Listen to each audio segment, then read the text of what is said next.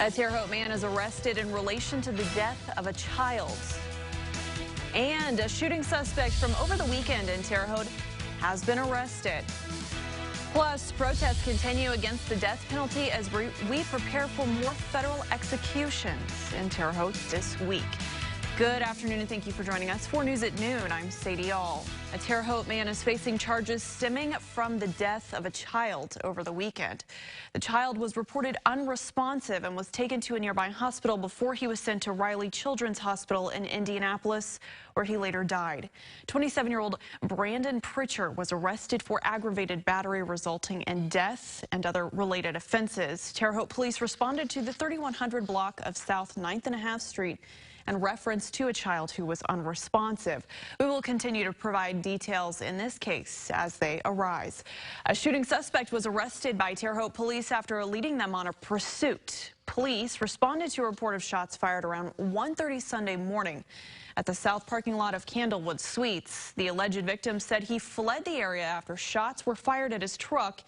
He ultimately crashed his truck into another vehicle on 9th and Ohio, causing his truck to flip. Both drivers were taken to hospitals for treatment of their injuries. Officers arrested Chance Kernstein after he fled from a vehicle stop.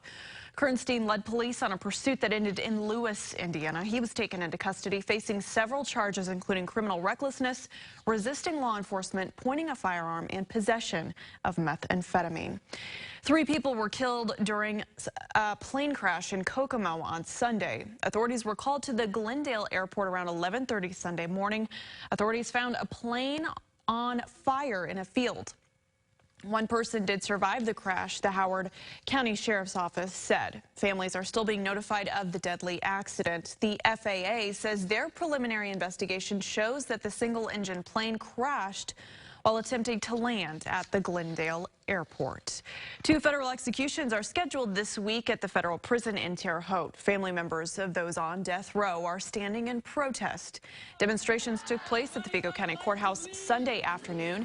Area reform groups gave speeches sharing their stance against the death penalty. Some demonstrators we spoke to say they traveled from as far as Texas. They posted signs in front of the courthouse with sayings like "Stop federal executions" and "Not in my name." The sister of a man on death row at the Terre Haute Federal Prison took part in the protest. She came from St. Louis and says she wants to let those on death row know they still have a voice. I just want them to know that they have support. I want them to know that we don't support this and we won't accept it. And there's people out here fighting for them. William LaCroix is scheduled to be executed Tuesday, and Christopher Vialva is scheduled to be executed Thursday. Both men are convicted murderers. Justice Ruth Bader Ginsburg had a huge impact on the court and American life. Tributes continue to pour in for her this morning after her death Friday. Terry Moran has more.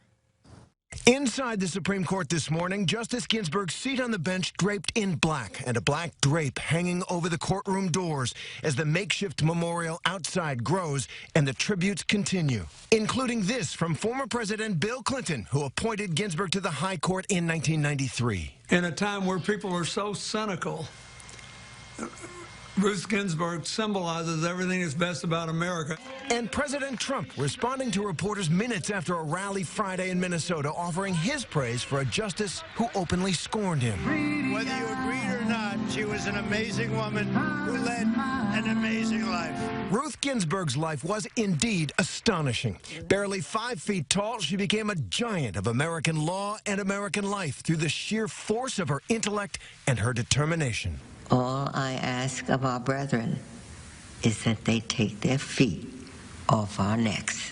She was just the 2nd woman named to the Supreme Court. Her path to the highest court in the land, not an easy one. A brilliant law student, first at Harvard, then at Columbia. She faced discrimination after graduating in 1959. She was tied for first in her class, and the big New York City law firms just weren't hiring women. So she turned to civil rights law and argued and won 5 cases at the Supreme Court that revolutionized the law for women in America before taking her spot on the High Court bench in 1993.